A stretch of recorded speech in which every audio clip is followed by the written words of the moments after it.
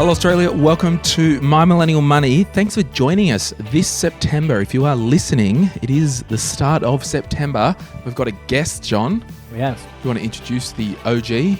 The great Vince Scully from Life Sherpa. Welcome, Vince. G'day John, g'day Glenn. So OG, original gangster or old grump? What are we going with? Maybe a bit of both. Maybe a bit of both. Hey, Depends on the question you ask. Yeah, that's right. So what we're doing at the start, this is the start of September. If you do listen to the episodes, we're actually introducing, and we want you to, jump on our Instagram and get the story tiles or whatever we put up, but we're actually doing Super September. So for the whole month of September, we are talking about superannuation. So we've got some cool guests coming on the show. We've got a next episode, or the one, I don't know, it's all planned, but we're talking about self-managed super fund, buying your property in super. We've got somebody coming on to talk about the super gender gap. We've got somebody talking about super and money issues for Indigenous Australians. So we've got a big variety, and it's all going to be about superannuation. It's huge. If Wow, those can't wait for that listening, one. if you're old enough to remember Billy Birmingham, he would say it's a super effort, that. Super. And one other thing, I've kind of coined this, I'm trying to make it so we can really understand when you want to review your super, you've just got to understand super is a lucky BFG. Did you know super's a lucky BFG, John? Best friend's girlfriend. Best friend's girlfriend. Big friendly giant. Big friendly giant. So what I've kind of put together, these are what we need to do throughout September when it comes to your superannuation. Cool. The L in lucky stands for log into MyGov. So I just want you to log into your MyGov account, make sure your super accounts are there, okay? MyGov and I weren't best friends early on, but I reckon I'm going all right with them now.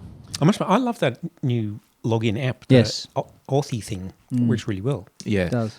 The U in lucky, up-to-date personal details. So find your super funds through MyGov, call each one, try and log in, make sure they've got your current email address, your postal address, just get up to date, okay? The C in lucky, contributions. Make sure your employer has been paying your contributions.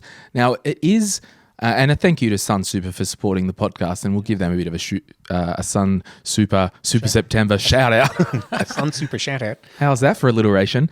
Sibilance, I think. Yeah, is that it? The Tongue twister. Vince, calm down, mate.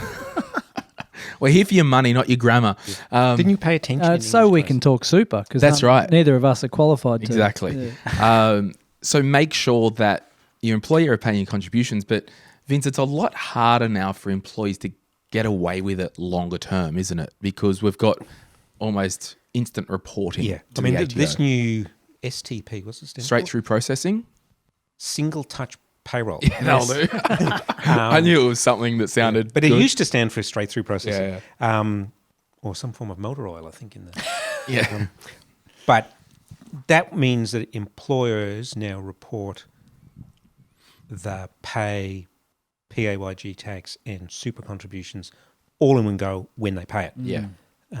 And there's actually, speaking of September, Yeah. this month is actually the end of an amnesty that the government's running for employers who haven't paid up their super. To get it done. Get it done now. So you can go back Right. to 1993, pay up anything you've missed out, and Get away with Get it. away with it. get away with no penalty. Yeah. Yeah. So I got some letters in the mail the other day for some various entities to say that the amnesty's ending. So if you know you've been dodgy, we'll let you fix it Right. without fining you. So for the employees out there, pay super for your staff. Yep. But again, I would still say check that your employer are paying your contributions. Which only has to be done quarterly. Quarterly, yeah. The K in lucky, know your current fund. So we've all got a super fund. Call them up, have a chat. Well, most people have more than one. More than one. So maybe just pick your main one that if you've got a couple, the one that's got the biggest balance at the moment, just pick up the phone and just get to know your fund. Get them to tell you about the fund. So information is power. Now, the Y in Lucky doesn't exist. It's actually an I, and that stands for insurance. So most super funds will have some insurance. The Y doesn't stand for you being the most important thing in super? I could change it. We might change that on the fly. But basically, we've all got insurance in our super funds. Just double check your insurance. Reach out, sortyourmoneyout.com. Click Get Help if you want a review of your insurance. You're saying the insurance within their super's pretty crappy generally? Some of the group default covers in super aren't the best available, but it's better than the nothing. important thing is that you can still use your super to pay for it, even if you choose to use an external insurer, provider. Yep. Which will usually give you a better answer, and it also takes that potentially locking yourself into a super fund if you're relying on that product for your insurance, because the insurance isn't portable. When you're 40, you might not qualify for insurance. Yeah. Especially when your health's as good as Glen's. Exactly. I'm a fit bill of health. I was actually saying to Vince before we started recording, I'm trying to apply for some more TBD cover at the moment because John and I are getting some key person cover on each other. And I don't know if I'll get TBD cover. There's that many exclusions. So Lucky, log into MyGov, update personal details, check your contributions, know your current fund, check your insurance, BFI, beneficiaries. You know, if you've been divorced for 3 years and you've still got him or her on the super, you might want to check that. Or your kid turns 18.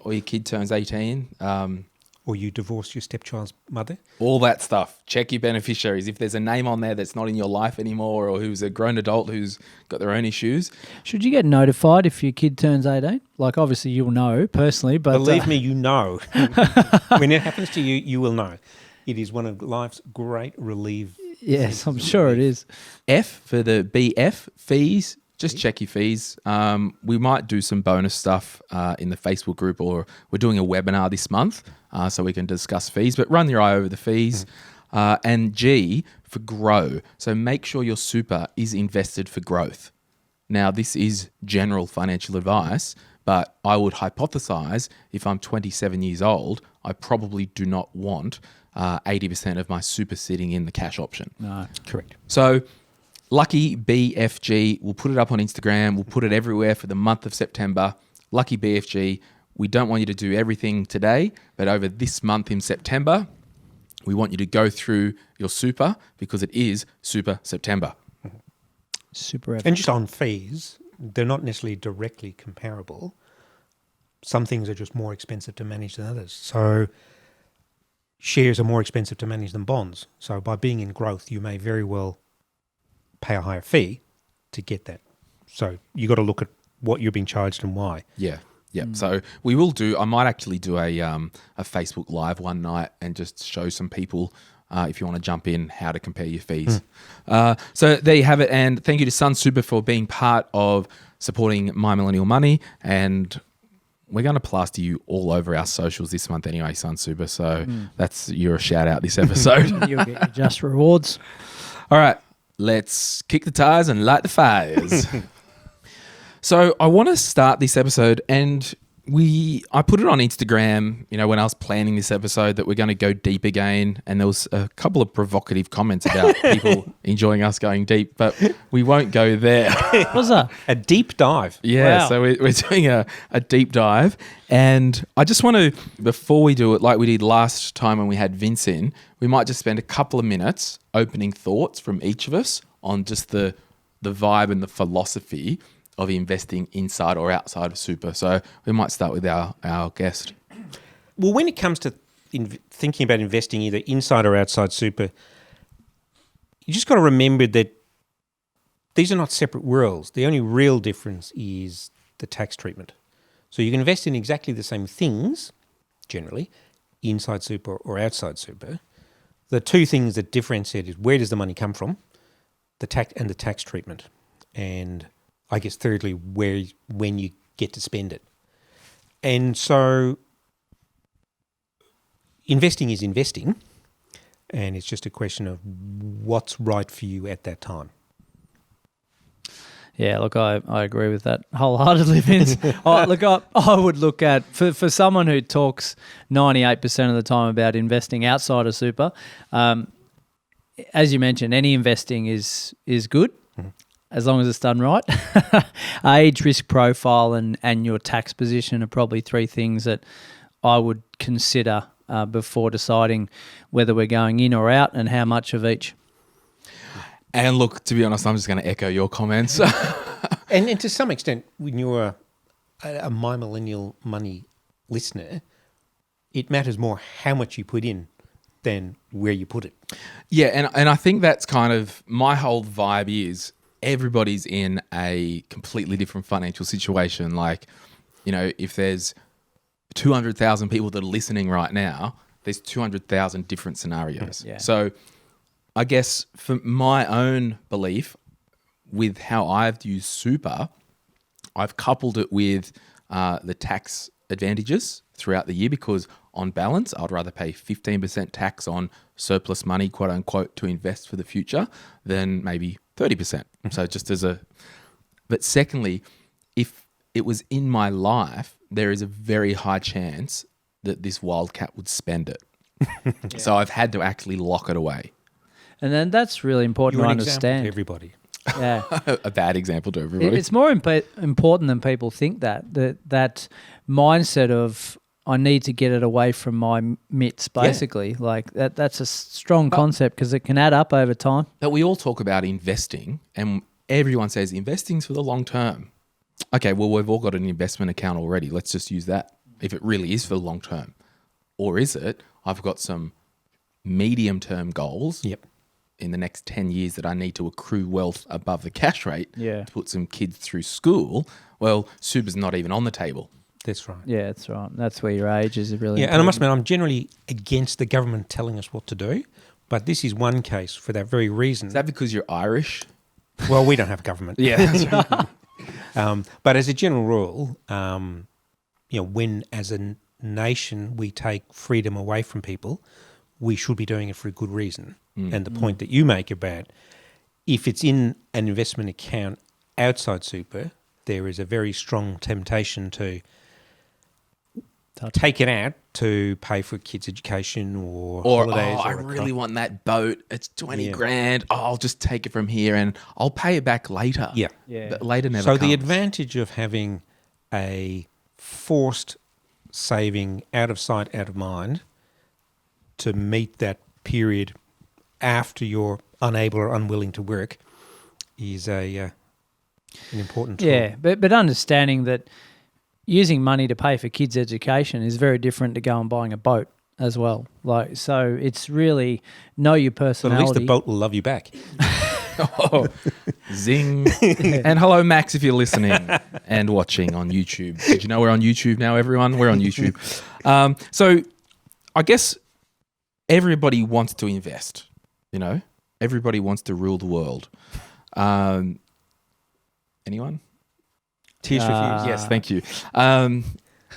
19. What should 1980 something? What should I guess before we start investing, if there was three things that you would tell, you know, a bunch of uni students in a lecture hall, Vince. So this is the investment 101 class. Before we start investing, because in or outside of super is after the fact of wanting to pull the trigger to invest. What are your key things that you would tell somebody?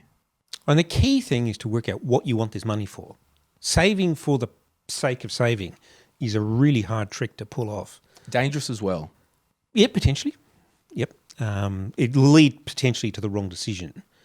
But if you've got a goal that you're trying to achieve, that goal's got a date, it's got an amount, and you've got an amount of money that you are prepared to set aside out of consumption today to achieve that goal tomorrow. And they're the only three factors. There is how much you put in, how long you've got, and what return you get. You can tweak any of those three. Not all combinations are feasible, but if you've got a hard deadline, you may not be able to accept higher risk. Therefore, you need to tolerate putting more money in. So start with the goal in mind. I think it was Stephen Covey said, start with the end in mind. Well, that's very important when it comes to investing, because if you don't know what the goal is, you can't identify. How do you target that? How do you track it? Yeah. Yeah. You want John? some sort of finish line, don't you? Yeah. Your your kids at home, they're getting in their late teens. I'm fast forwarding. Yes. Yeah. By the way, did you know you've got a family that you don't know about? What are you saying to them, the must-dos before you start investing? Well, I think for them and for anyone, hopefully at that age they're not in any sort of bad debt. But if they are, they need to remove themselves from that pretty quickly. So obviously if it's credit card or personal loan, they've got to get rid of that. And then have some sort of buffers in place that for a rainy day. They'd be obviously my non-negotiables before doing that. If they're teenagers, then why are they doing it? Is it because their friends are doing it, because mum or dad are doing it? Like what's their sole purpose for getting into it? That end goal in mind. I would probably, my 3 cents, if you will, it absolutely and if you are a new listener to the podcast, welcome. And if this is your first time watching us on YouTube, welcome to my garage. Don't forget to hit subscribe and press the bell icon. Thank you.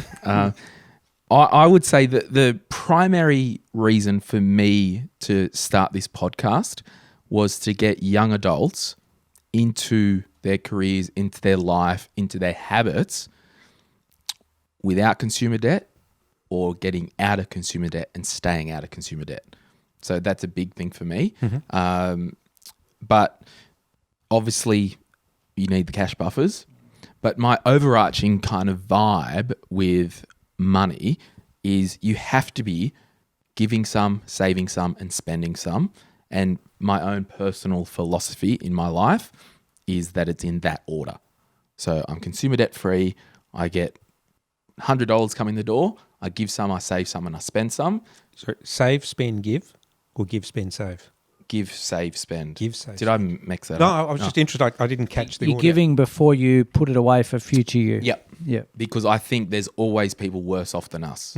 And I'm not talking about giving away the farm, but I'm talking about having that thread of generosity in your life.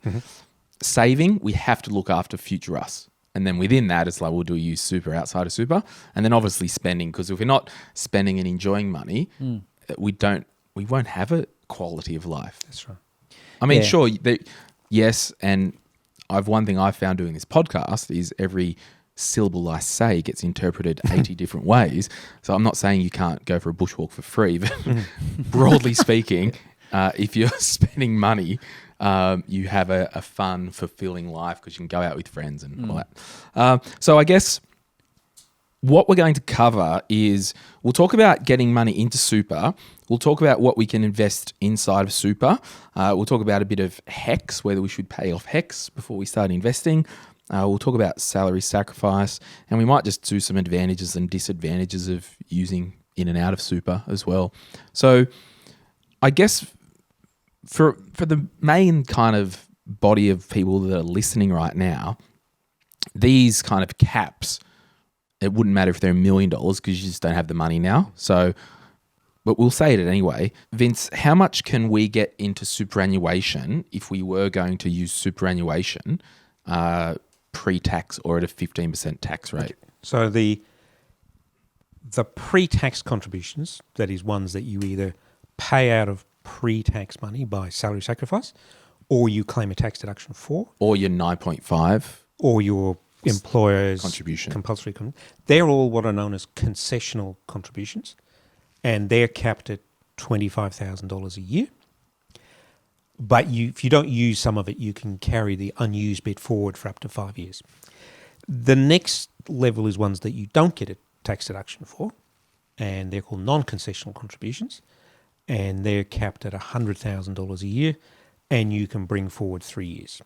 And then there's an overall lifetime cap of $1.6 million. Yeah. And that's, there are a couple of other ones like disability payouts and downsizer contributions and small business sales, but for most people, they're the two big ones. And I guess, again, like we're saying, you can throw $100,000 through the back door. Yep. I mean, 99.8% of people listening probably don't have a spare $100,000 to even think about allocating to super. And the question is, if you had it, would you want to lock it away till age 60? So you talked about, Vince, super is merely just a tax structure. Yeah, it's a bucket. It's a bucket. what assets? So we are doing a podcast in Super September about buying a property with your super, because everyone loves property, don't they, John? I do.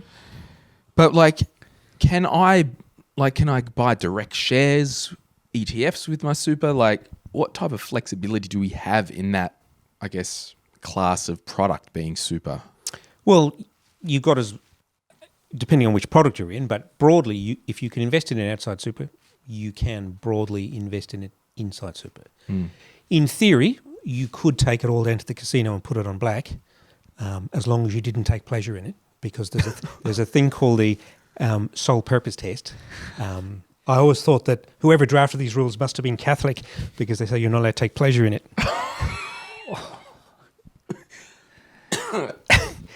Is that going to air? I don't mind. I've said that Hello publicly. to all the Catholics. I am one. But the point being that if you can invest in outside super, if you've got the right structure, you can invest it inside super. Would it be fair to say there's stringent regulations inside it more so than outside? Yes. There's more regulatory hurdles you've got to jump over. However, I think it's important to add the superannuation law. So if I set up a self-managed super fund and purchased a racehorse as an investment, that same law governing my self-managed super fund and assets are the same laws that sunsuper have to go by, because they are a trustee for their members' money.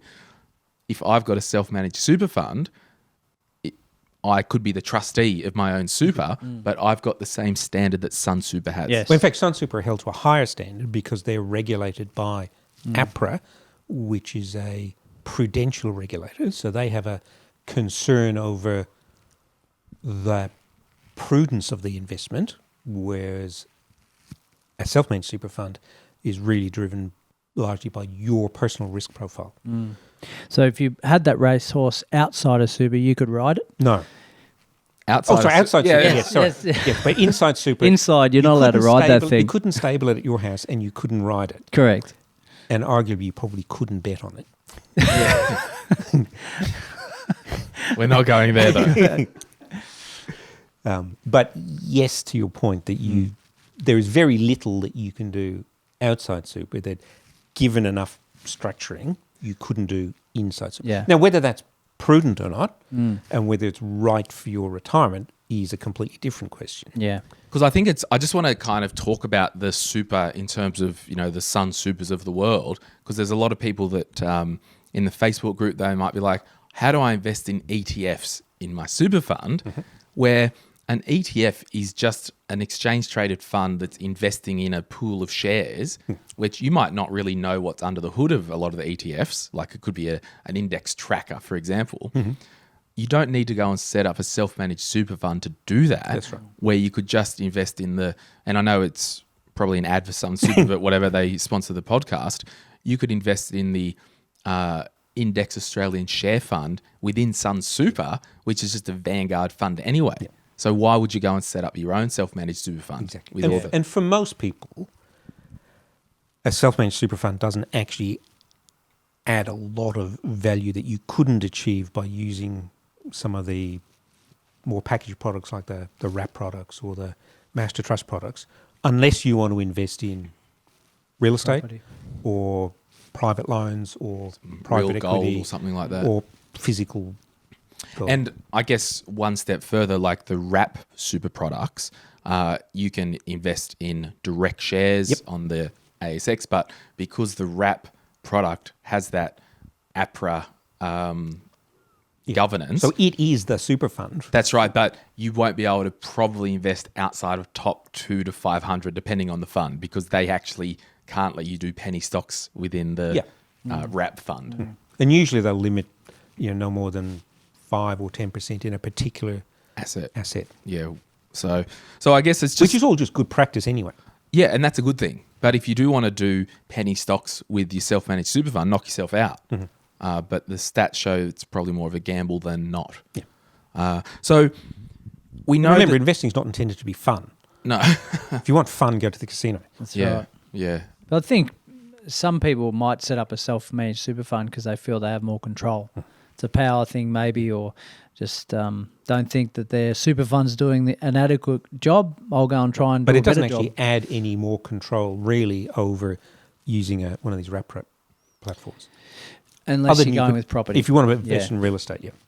Why? Okay, so let's just, licenses. I guess, get to some real practical examples. There might be somebody listening, they're a 30-year-old person or a 27-year-old in a relationship or not, like, married de facto or whatever. They may have already got their first home. And I would probably think if buying your first home is a target, you're probably not too worried about, quote unquote, investing anyway until you get that big rock done in your life, because it's just going to prolong to get that first home. So they might have got their first home. Okay, we want to start investing now. This household budget, whether it's a single or a couple, they've done the Glen James spending plan. So they've got a nice picture of a house on their fridge. They've got a nice picture of the house on the fridge. They've got to spare $500 a month.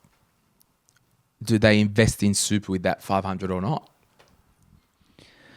Well, they would have done my online academy first to understand while we're there. Yeah. And did they join Live Sherpa while they're at it? Yeah. There's room for everybody. Yeah. Nath, what do you got? So, but I think the starting thought process around I've got an extra $500 a month or whatever. What do I do with it? Mathematically, the best lifetime answer is going to be to stick it in super, because you get a tax deduction for putting it in, so more starts working, and so after 40 years it's worth more. And the growth is taxed less. And you pay less tax on it. But in order to get that mathematical benefit, you have to give up a few things. And the biggest thing you give up is access to the money. Today. Or next year, or in 10 years' time.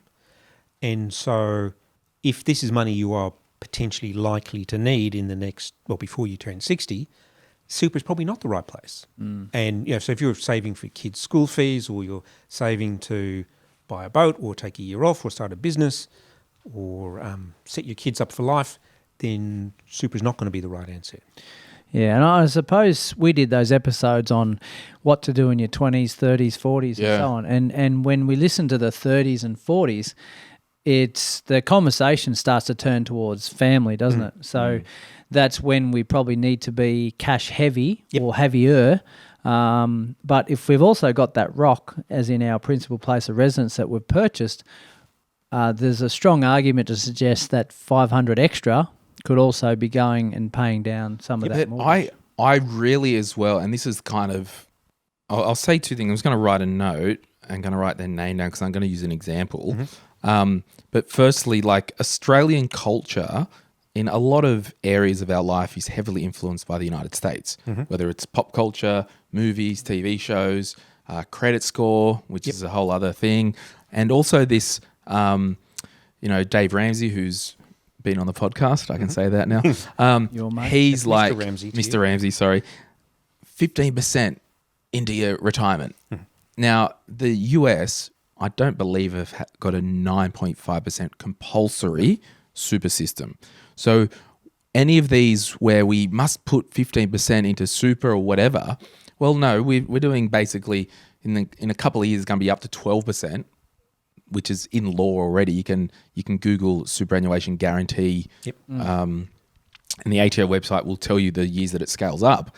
But I kind of had this thing, people, like if someone's paying a couple of grand from their super for their life insurance from the super, I would always talk with clients to say, well, if you're going to do anything, at least just cover the life insurance by salary sacrifice. Like if you're going to do anything. That's good thinking. And then all that to say as well, I wrote down some clients that I had. They were school teachers for their whole career.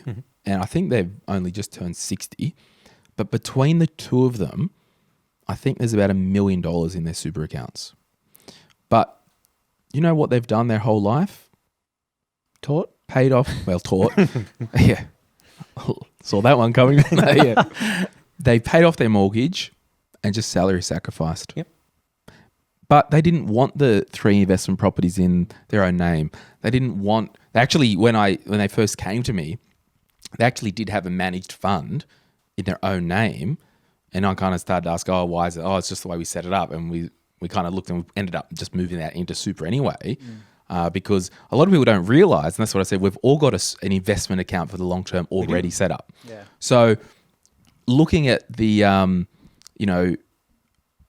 not doing anything too sexy for a long period of time, I've actually seen everyday working class Australians get to age 60 without a sexy strategy by just putting into super. Yeah. So if you look at someone who started in the workforce after 2000, which is probably just about everybody listening to My Millennial Money, if you just do 4 basic things with your compulsory super, you should get close to, and assuming you work for 40 years, you should get very close to replacing 2/3 of your income out of super. So if you combine that with a paid off home, that's not a bad position. Great, isn't it? To be Probably better. Now than it doesn't most solve Australians. it doesn't solve the financial independence before retirement problem, but to get to retirement with a paid off home and 2/3 of your income replaced, largely tax free.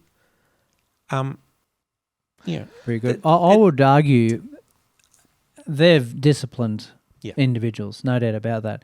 I would argue that a lot of Australians, present company and listeners excluded from this, would waste a lot of their money in their 20s, buy their own home somewhere in their 30s, so they maybe only start to apply that model by the time they're 35, 40 or even 45, which only gives them 10, 15 years to do that, which has them behind the 8 ball. And this is kind of looking at that, because I can only speak from my own personal experience, as in I need to set up investments so it's automatic, because if I didn't have an automatic amount going into my investment bond, and we'll do another episode soon about investment bonds. I was going to cover it here as about an option outside of super, but it kind of is another thing in itself. But if I didn't set up an automatic monthly payment into my super, my investment bond, and the share brokerage account, for example, it wouldn't act. I would spend it. Like, I just categorically no. And in this concept of discipline is, pretty critical, all this. So the biggest decision is how much of your income you spend. Where you put it, at least in the early years, is sort of a secondary decision that we got to get to the point where we're not spending everything. And most people spend most of their money most of the time. And what you got to do is get rid of... It just droops off you, doesn't it? These three-liners or whatever. Everywhere, aren't they? You need 3. Yeah. But the point being that people do that, and left to our own devices, we get a pay rise, we spend it. Yeah. And by getting that discipline, whether it's a discipline into an investment bond or into an investment property or into whatever it is, it's actually the discipline and the habit that matters rather than necessarily the goal, because the habit will survive achieving the goal. When you achieve a goal, you go, well, now what? Okay, so because I again, every time we pick up these microphone, I want to do something that's adding value, that's practical and that's helpful. Okay, so as a general concept, would you both agree, just give me a yes or no, if in doubt, don't do it? As a general life rule, if in doubt, don't. No. No? Vince? Absent any other assistant, that's probably right. But I think if you're in doubt, you just need to ask more questions. Yeah. And get educated. Yeah. So I was only allowed one word. How many? So I've been speaking English for much longer than So go with me, because it is a genuine question. And, I'm going to jump on a lot of, forums and Reddits and Facebook group, and people are going to now accuse me of being... Well, no, people are now going to accuse me, he's only pro-super. Like, no, you weren't listening. I've got investments inside, outside of super. I'm an investor. The structure's after the fact. If there was somebody, they're like, we've genuinely got $500 or $1,000 a month left over, because we do have listeners who are actually very well off. They've established young professionals. at least maybe consider covering life insurance. Yep. And then we say, okay, now we've only got $400 left a month.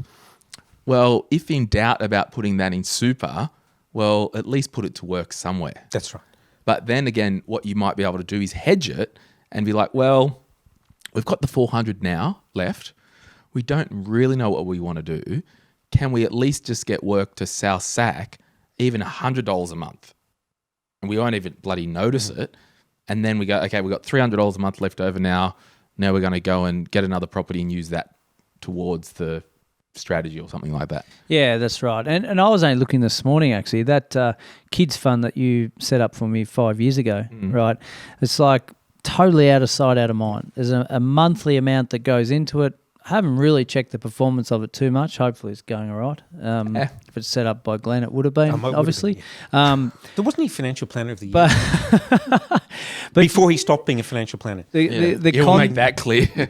Thanks to those who complained against me. The concept of that discipline and consistency out of sight, out of mind for 10 years, the structure, you can get that right and wrong and whatever, but it's money that you just don't miss from your life. And to be clear, like I think we set up an investment bond for John's kids and just use the Vanguard Diversified High Growth Fund. Now, whether we use that fund in the bond, in your own personal name, in a self-managed super fund, it doesn't change the fact that shoveling money in a growth portfolio, it's going to do well over the long term. Yeah. But then it's just the strategy layer of... And then his point about structure, getting the basics right. And then there's four things I would say to most young people. That there's four things you can do with your super that ain't going to cost you a cent to do today. Is that the lucky BFG? No, it's very close to it. It's sort of a subset of it, but it's really, work out where it is, round it up, make sure it's invested in the right things, and keep your hands off it for 40 years. Yeah. You do those four things. They don't cost you a cent. And they will make such a difference to the retirement outcome. Yeah. So I think we're being pretty clear. And again, we can't tell anyone what to do when we're talking to thousands of people, but it's hopefully got your brain juices flowing with some of the one-liners I've said and the three-liners Vince said and the one word John said. I was only allowed it, but anyway. Yeah, that's right. So next time I'll break the rules. I think it's all clear that we are pro-investing for the future. And we're all pro-investing for the future in the most appropriate manner for the situation. If you are we're high income, executive, time poor, we're just going to pump super and we'll count our blessings in 30 years, who cares? Or it's, I'm a bit of a hands-on, I want to do some sexy things outside of super. And I guess the episode kind of invest in super or not, well, we actually can't answer that for you, but we can talk about it. So let's forget about super now, because you can get as much as you want in there, basically up $300,000 if you want to bring it forward. Let's talk about, okay, so got super done. What are we doing outside of super, gents? Well, I would pre-frame that by saying all roads lead to Rome. It's just knowing where Rome is and knowing that there are multiple options, and you've just got to then decide which one are you most interested in and most comfortable with based on your risk profile. So obviously there's shares, there's gold, there's buying an investment property, buying commercial property, there's other bits and pieces that are outside of those, but they're probably your main ones, aren't they? So it's understanding, have you got your own mortgage debt at the present? And how quickly can we pay that down? And then from there, what surplus have we got to go and invest with and maybe leverage our money from maybe the equity that we've got in our mortgage or our own home or built up savings funds. So what do we do? Like, well, it's like people come to me 98% of the time because they want property. Yeah. They don't come to me for shares. No. Right? You're the property guy. So generally speaking, they have an interest in property and they're comfortable investing property. So if they weren't comfortable with investing in property or have some sort of interest in it, they wouldn't come to me. So that's your starting point, I think. Yeah. But this concept of comfortable it's an odd way of thinking about things. I mean, we as humans feel comfortable with certain things. It's just human nature. Now, that feeling of comfort is not always based on the facts. Logic, yeah. Or logic. Yeah. We feel comfortable with real estate because everyone's bought a house, or most people, 2/3 of the population bought a house. Most of us live in a house. We know Most about of us houses. live in a house. Yeah. And we're all a bloody professional. That's right. Whereas we don't live in BHP shares, so most people feel less comfortable with that. But I think it's Anthony Robbins says, at the edge of comfort comes growth. And I think you've got to put the personal education piece in place to get comfortable, because there are only two things that can build long-term wealth, and it's bricks and businesses, property and shares. And it's a question of how much of each, not this artificial one or the other. Can I throw something out onto the floor? Not my dignity. It's been thrown out many years ago. Or the vanilla slice sitting in front Yeah, of do you. you want some? On this beautiful carpet. You do? If you want to eat that, don't On eat air. Well, I've been nibbling away. How many times, Vince, when we're talking about financial planning strategy, and I've said this many times, like people in the Facebook group write, should I salary sacrifice or buy an investment property? Like, it's not either or. That's right. The amount of time, like I've just pasted that GIF with the taco commercial, whatever it is. Like, why not have both? Like, because we've modeled so many times that, yes, and I'd probably say in terms of order of strategy, you probably wouldn't worry about salary sacrificing to super until you get the investment property done, because that's a bigger brick that you might need a bit of an injection for. But don't worry about a 10 grand tax return at the end of the year because it's been negatively geared and all that stuff. You can do a tax withholding form and salary sacrifice that 10 grand throughout the year into super. You'll be amazing how much tax in terms of savings you will get. Yeah. And you've scratched the itch of further growth, one, into super so you can't touch it, and two, as a diversification play, property and shares. Yeah. So it's just how much of each. It's not. There's no right or wrong. Yeah. But I think to add to that, the biggest mistake I feel people make is the old Aussie dream when you were born, Vince, of buying your own home to live in and paying it off as quick as you can. Them doing that and that only for the next 20 years and not doing anything besides that. No salary sacrifice, no extra contributions at all, no investing. And then they get to 45, 50 and say, okay, now I want to retire in 10 years. I better do something else. Yeah. Well, the horse has bolted. Yeah. Yeah. So, but again, it's getting empowered with knowledge to know that a lot's possible. And even like there are going to be people who are listening who are like, I'll never invest this in super because it's not my money and the government this and the government that. Well, I probably can't help you because you've made up your mind. There's going to be other people. Property sucks, shares, awesome. But there's also going to be other people, property only, you only lose money with shares. So I think like any kind of debate or spectrum, let's all move away from the very ends and just come into the center a little bit, because from the center you get a better view, I think. You do. So, especially if it's elevated. Yeah, exactly. Best block in the worst street or whatever they call it. Worst house, best street. Yeah, thank you. Yeah. So yeah, I'm a property pro. You are. Everyone's a property pro. Yeah. So I want to talk about help debt, or the old school HECS, HECS/HELP.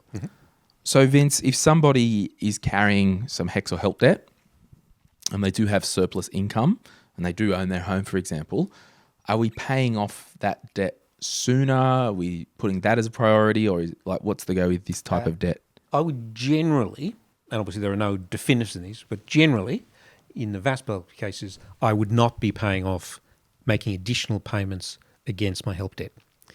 And there's a couple of reasons for that. One, it only requires you to make payments when your income exceeds the threshold. So it's sort of like reverse income protection insurance. Yeah. And the payment you have to make is not dependent on how much is outstanding. So making additional payment doesn't change next year's payment. And so for those two reasons, it would generally be the last thing I would be putting money towards. I'd start with, paying off my home, investing, super, long before I got to help. I actually don't like it just from an estate planning, looking after your family. The debt dies with you. Mm-hmm. So why put 20 grand extra that year into HECS-HELP? And then if you passed away the next year, well, that money's just being wasted and your family's missed out on it. Yeah. So, or your income falls. Yeah. So I can think of very few circumstances. Yeah, and one circumstance I can think of, like you might go to the mortgage broker and wanting to get your first home or your second home, and they say, look, you don't meet up in terms of servicing because of the HECS-HELP debt, and you're like, oh, there's only 5 grand left, just pay it off to get. So it's strategic. Yeah. So in the second last year, there are some arguments as to why you should pay it off, but once they remove the discount for early payments, there's all bets are off. Zero incentive to do it. Yeah, I think that's an important one because I've recently had a client who there was about 45 grand owing, and they were reasonably cash heavy, but servicing was low. If they paid down an extra 10K, I think it was, it enabled them to service an extra 50 or 60 grand. So that made sense from that point of view. They were more than comfortable to do that. It just made them get themselves into a better location property-wise. Yeah, but usually people are deposit constrained. Yes. And so paying off your help, you're just increasing your lender's mortgage insurance bill. Correct. So, I agree. So there are some there's not many relatively cases. obscure circumstances where it makes a lot But of a good sense. broker would be able to guide you through that. Yep. Yeah, well, sometimes you don't know what you don't know. So a strategic broker would actually bring that up and say, well, have you thought about paying this down given you've got 200 grand sitting here? Yeah. Or you might tell the broker, I'm paying extra on my HECS-HELP. And they should say, well, hang on one sec. Use that money to help service your mortgage. Yeah. So we might take a quick break. John's got to leave early, but when we get him out of the studio, we'll come back and do a life Sherpa lesson with Vince, and then we'll round it out with some advantages of investing inside and outside of super. And John, do you have any final comments before you take off? No, it's been a pleasure to talk super today with Vince. It's super. It's just one of those things, like we could go on another hour down another rabbit hole. Yes. But I just wanted this to kind of get people thinking about there's no absolutes. You don't have to do whatever. If you don't know, the answer is no until you get educated. Yeah, and I think there's so many misconceptions about super out there that you need to uncover first before you go and make some rash decisions. Well, probably a third of the population doesn't even believe it's their own money. Yeah, and that's what I made that comment before with that, it's not my own money. But so put it this way, I said to a client once, I'll bring in your super statement. I don't know where it is. And he brought it in and there was 90 grand in it. And he goes, oh, yeah, I don't really worry about that because it's not my money. I said, whoa. This is probably your biggest asset after your home. Yeah. But if this was an investment account just in your own name that you logged in and set up, you'd be checking that bastard monthly. I can guarantee you. So it is your money. And just not yet, as the tax office says. Exactly. So we'll be right back after this. It's time to get down and dirty with the OG of financial advice in Australia. Vince Scully is here to soothe your financial aches and pains. What do you got for us today, Vince? All right, we're back. You loving that sexy time music, Vinny? I'm loving it. Now, we've got a new segment. If you haven't heard when Vince was last on, once a month, we're getting a financial advisor from Life Sherpa, and that's Vince, to come on and do some Life Sherpa lessons. Now, Charles has sent in a question today, Vince. So if you want to read that out. Okay. So Charles says, I don't have any personal or consumer debt. However, I do have a tax bill that I'm paying off through a payment plan. My question is, would it be better to put an extra amount, let's say $100, of my net pay into tax or to do extra into super? At the end of the day, I would be putting any tax refund I'd get each year into super anyhow, Charles says. So there's a few themes running through here. So the first one is, Charles has got no debt, so that's good. He does have a debt to the tax office. And a debt to the tax office is a very special type of debt. And that is because presumably Charles had some unexpected tax bill that he couldn't meet at the time and has entered into a plan with the tax office. Now, usually those payment plans don't come with interest. And once you enter into one, you really need to stick to it. That in order of offences, not lodging your tax return is the biggest one, not paying the bill when it's due, and then failing to comply with a payment plan. So having entered into the payment plan, the best plan is usually to stick to it. So should he pay an extra $100 and pay off his payment plan faster? Probably not, unless he's planning on buying a home anytime soon. So a tax debt is looked upon particularly badly by lenders. So if he does want Well, they're not bankruptable, are they? No, it's just, I guess it goes to character. So somebody who doesn't pay their tax bill is potentially more likely to not pay the mortgage bill. Yeah, and it's not as if he's a bad person and, selling drugs on the border and not That's right. So paying tax. It was just... it's not a crime, but looked at through the eyes of a credit assessor, it's one of the most offensive types of debts to have. So if he's looking at buying a home anytime soon, then I'd be getting rid of the tax debt before I did that. Otherwise, I don't think I'd be accelerating it. That I'd much rather set the $100 aside in case there was some instalment in the future I might potentially miss to give me a bit of a buffer. And then he says, well, should I be putting into super? Given that you've got a tax debt, I would have thought now is probably not the time to be making additional super contributions. Or investments. Or investments with a longer term horizon. So I'd be keeping that money as close to cash as I could. I just think from a... Oh, sorry, is your segment over yet? No, that's my tuppence worth. Can I ask you some questions? I think it's important to clarify as well. Actually, correct me if I'm wrong. You'd probably know. If you're in an installment relationship with the ATO and they're like, yeah, you need to pay $100 a month for the next 12 months, you could win $1 million lottery tomorrow and still just pay them $100 a month for 12 months. Like Correct. Once it's agreed to in the portal, you can just ride that out. Yeah. Now, But missing out a payment, they'll come down they on will you. come down on you really hard. Yeah. And it will generally mean the whole amount's payable now, and they may very well add back any of the interest, or what's called the GICS, General Interest Charge.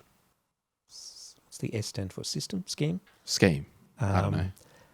We're not tax accountants, can you tell? So they will generally come down pretty hard. Now, I would probably just say from a personal finance purist point of view, I think his whole financial reason for living is to just get rid of that tax debt. And I'm not saying, like you saying, like paying extra each month, accrue cash. Like if there was $2,000 owing, save up $2,000.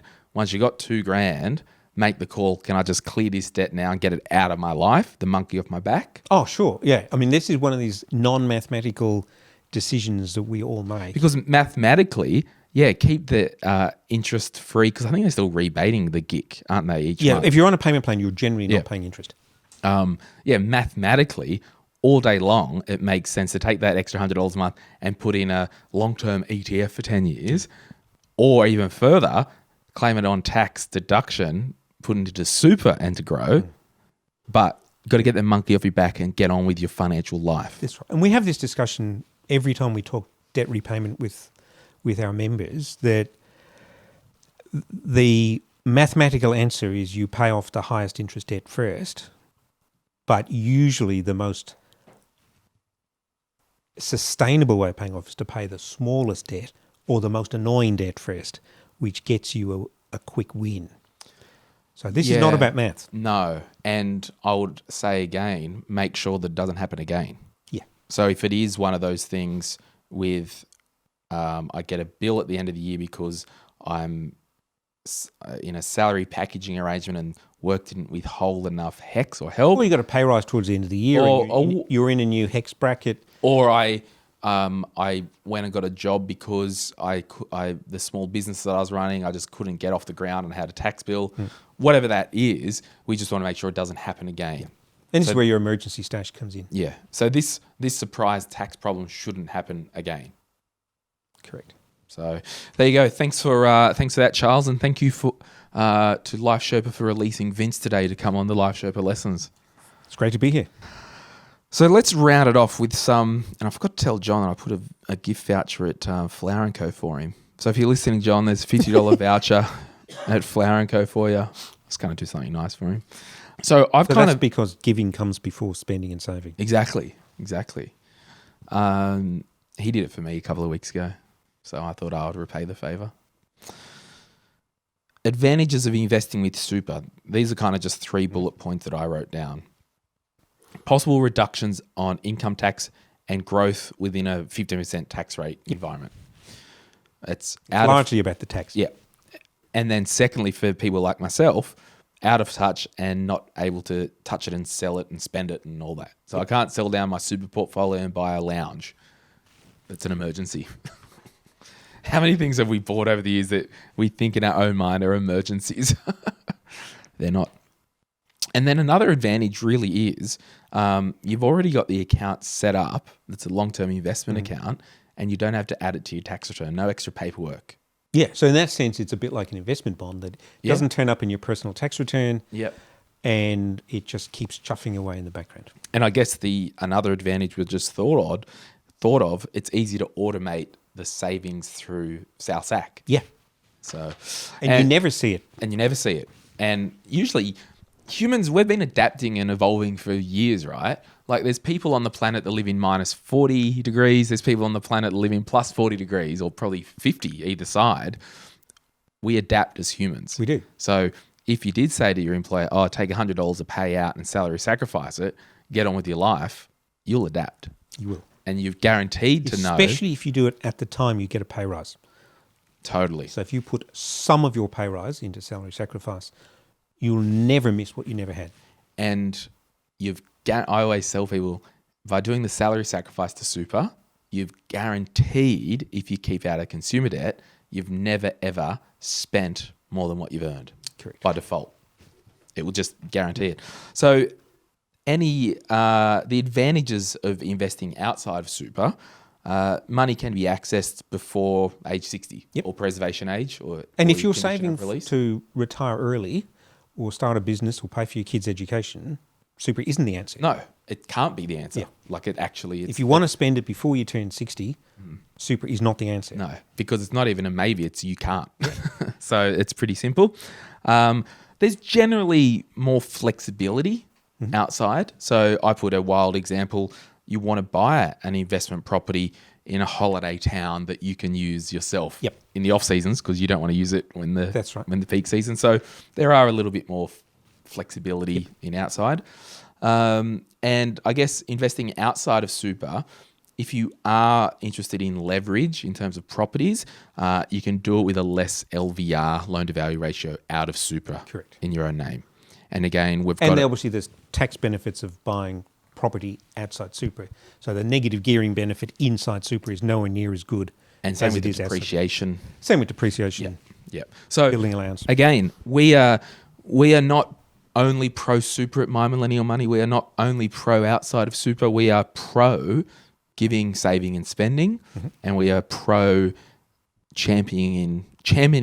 However you say that word. Championing your goal. Champion. We are not discriminating against anyone's financial goals here. Well, we might leave it there, Vincent. Is it Vincent on your birth certificate? It is. Nice. And we'll have to the only people who call me that is your mum? Is my departed mother and ASIC. All right, it's been real. And again, thank you for everyone for having a listen to us have a chat. We hope you've been encouraged. That's all we're here for, really. And we'll catch up with you in the Facebook group. G'day. Bye. See you, John.